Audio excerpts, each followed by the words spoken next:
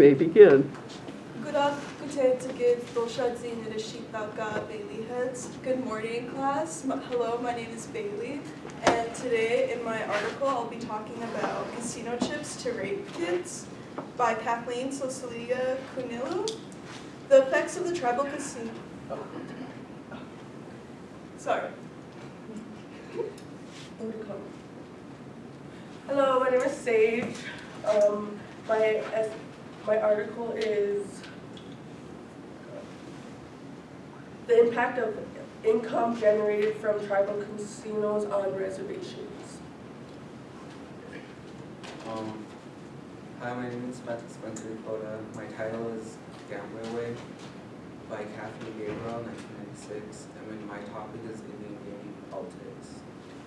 Hi, my name is Sheila Davis, and my article is the impact of casinos on key pathways to health, but a focus on the change in social landscape of the casinos. Hi, my name is Carrie Ballarud. My article is on how tribal casinos are affected by embezzlement. Hi, my name is Rocky Avery. My article is about how gambling addiction is geared towards the elderly. And as a group, our topic is how tribal casinos are affecting tribes. Key words are how, in what way or manner. Tribal, of relating to or characteristic of a tribe. Casino, a building or large room used for meetings, entertainment, dancing, etc. R is present indicative, plural and second person singular of B. Affecting, moving or exciting the feelings or emotions. Tribe, any group of people, typically a subdivision of a nation or an ethnic group that is united by ties of descent from a common ancestor, shared customs and traditions, recognized of the same leader or leaders, a group of related clans. In the study of Kathleen Cecilia Camilio, Casino Chips to Rape Kids, the effect of the tribal casinos on reported rapes on Native American reservations. The presence of tribal casinos and law enforcement play roles in sexual violence rates on Native American reservations. The data on the document suggests that more reported rapes occur where there are tribal casinos, but it's unclear who's involved in these crimes. The recent laws are actually helping tribal police get more money and resources that will help improve safety for Native American communities. Altogether, the research highlights why sexual violence occurs more on some reservations in places with tribal casinos. There are more reported rapes happening, but there's still a lot we don't know why. I believe that it is important to keep looking into it and making things better. Native American communities face unique challenges when it comes to safety, and this study sheds light on one aspect of that, sexual violence. Cornelio's work highlights the connection between the presence of tribal casinos and higher rates of reported rapes. The new laws mentioned in the study provides additional support to tribal enforcement, more access to resources and equipment, and more training programs. Everyone deserves to feel safe in their community, supporting initiatives that prioritize safety. We can make that a reality for the reservations. Thank you. So my article was on Stephen Kodish. It was a group study done on California tribes, and it was done in 2016. And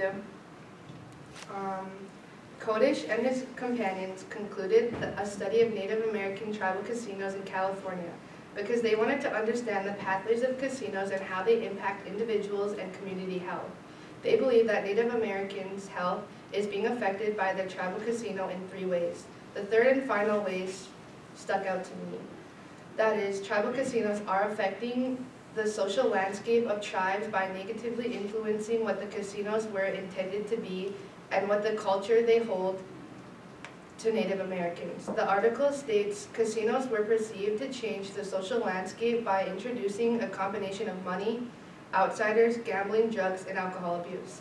However, these are just the main ideas that most see when they may mention a casino. Today, the social landscape of a casino is a place where adults can go to get away from their problems. Many casinos allow them to smoke, provide alcohol, all of which can give a way to harder drugs usage.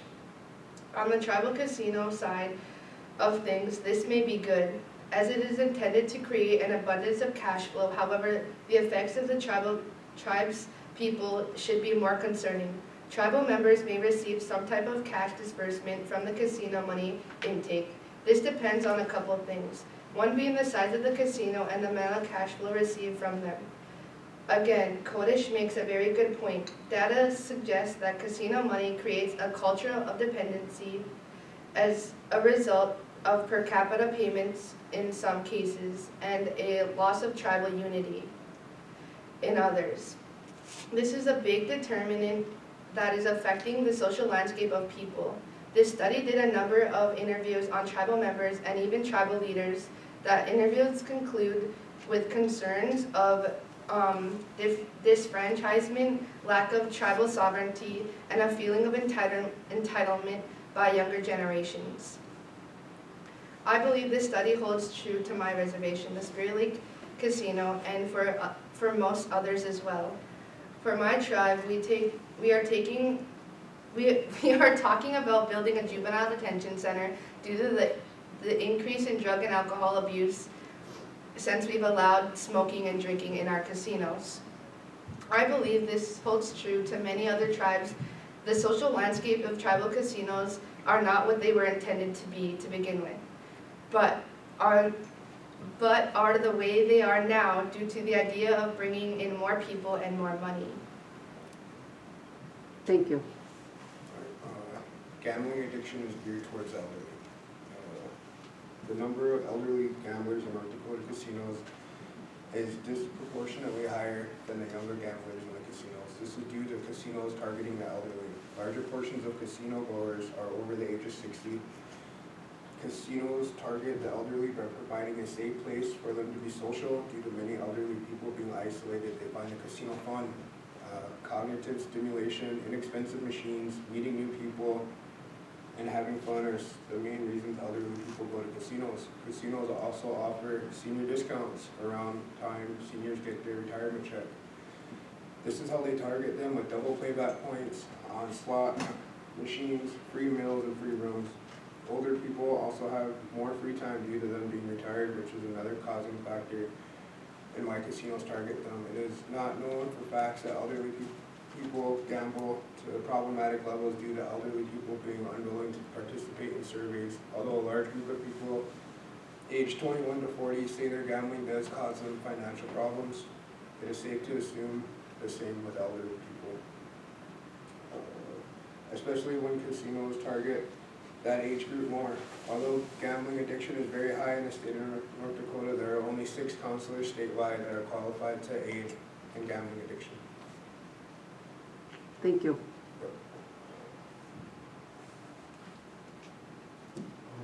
India giving politics of why gambling is limited to tribes and tribal casinos.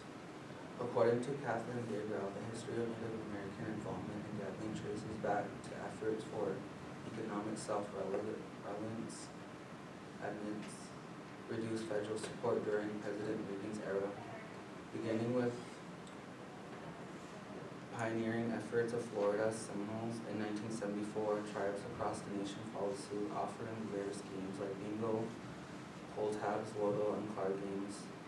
Legal battles as such as Seminole v. Butterworth, 1982, and California v. Calazan Band of Mission Indians, 1987, reinforced tribal autonomy in gaming operations, leading to the establishment of Indian Gaming Regulatory Act, IGRA, in 1988. This legislation aimed to regulate gaming while fostering tribal self-sufficiency, permitting Class II gambling without state interference, but requiring state tribal compacts for Class III gaming. Despite some states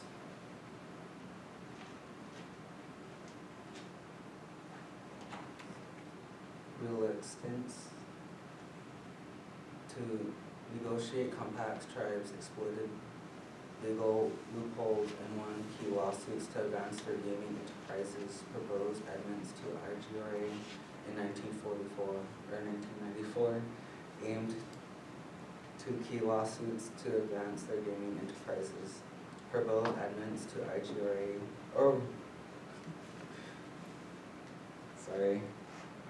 in 1994 aimed to strengthen state rights but faced opposition, reflecting ongoing tensions between states and tribals over sovereignty issues, particularly regarding gaming revenues, despite criticism and concerns about organized crime involvement. The gaming industry remains vital for tribal economic and development and sovereignty, providing essential services and opportunities for tribal communities across the nation. Thank you.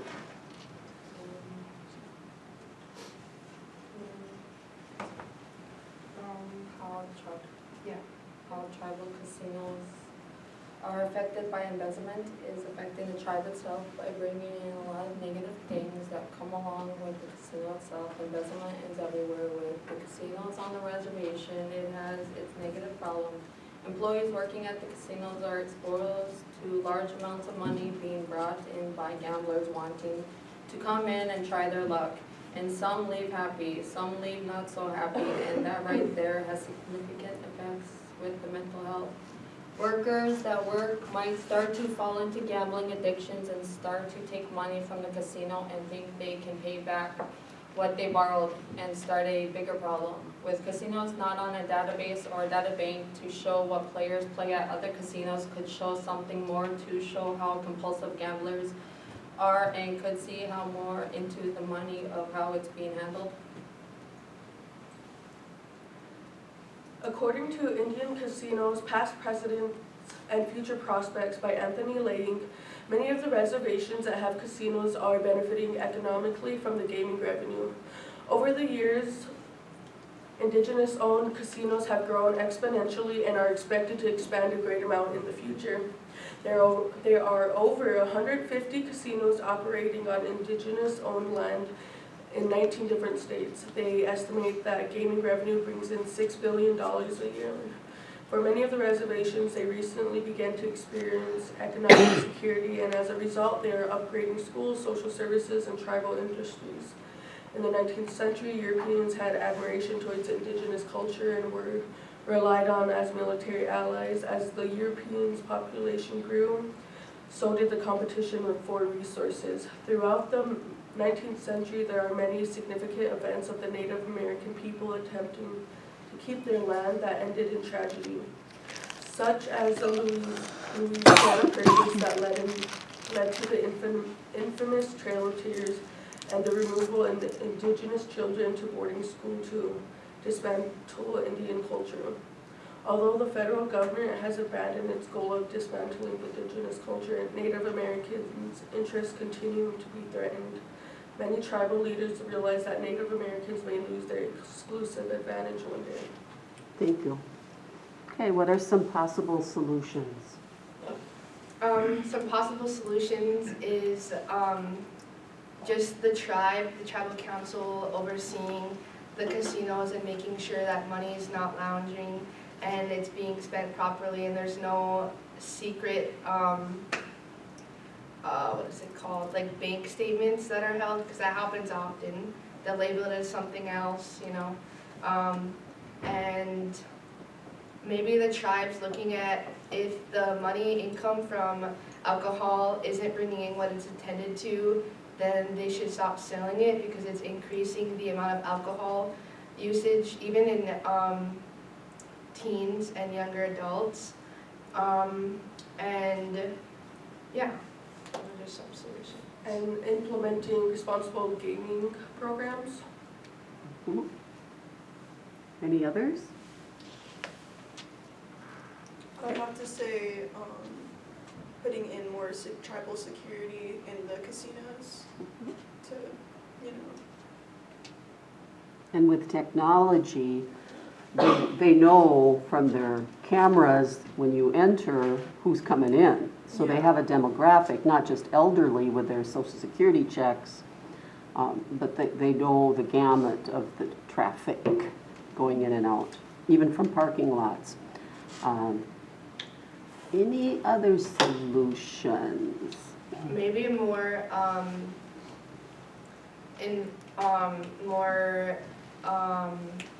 what is it called? Like, shoot, what am I trying to say? Like, trainings for the employees that deal with, you know, people who come in and just have more knowledge about alcohol usage and things like that, so we can prevent, you know, people overusing or them noticing like people buying an abundant amount of alcohol is not normal, you know. One of my students yesterday didn't realize there were dry casinos, and I go, oh yeah, the one in Shakopee. Shakopee, Minnesota is dry. When did Spirit Lake allow alcohol? Like, it's coming up on like 5 years. Is it 5? Because it's It- recent then. Yeah, it's been recent. She had never heard of a dry casino. I go, oh no. There were quite a few at the beginning of casino time. Yeah, and we just started doing a lot of concerts this year too. And one of our biggest ones was like 2 years ago, and they sold like a lot of alcohol, but they didn't make much profit off of it. Which is crazy because it was like sold out, like it was like outside, and they've been building a lot on it. So it's like questionable like where the money's going. But there's like, they did a lot of like rebuilds on the casino as well, and they had to like redo the swimming pool and stuff like that. So there's a lot of dispute between the casino and the tribal as well, as far as like the tribal council like having a say over the casino, because it's kind of like a separate entity. Right, right. Essentially because of the amount of money, the intake that they have come in. So big tribal politics Right. from tribal council and casino. Really good, Sage had really good stats, and then she kind of brought in that 19th century history lesson. Avery talked about the elderly and the senior discounts and how they hook them. And then Carrie with mental health, some of the negatives with embezzlement. Bailey with the violent crimes, the rape kits, and the reporting, that there's more reporting. And then Shayla with younger generation and health issues. And Spencer had a great timeline as well with particular dates. Good. All right. Question answers from our audience. Don't be shy.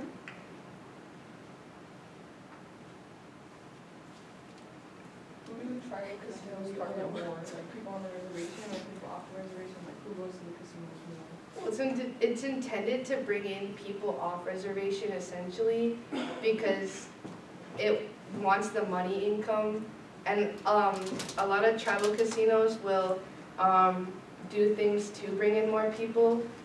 So yeah, but they do. That's why they do things like the players cards. So then it keeps people like coming back, and they make it a big thing on like kind of like coming to see their tribe essentially, if that makes sense. I have a quick question. In your article, you picked the third topic to base your summary on. What were the other two topics? So the other two were actually like on like health essentially. Like one of them talked about how well, mine was like a pro of the casino, but to me the con of how it affects like the social landscape and kind of what the whole casino was intended for is what stuck out to me the most. But mine was like pros on the casino. Any other questions? All right, you may conclude. Thank you for listening. Thank you.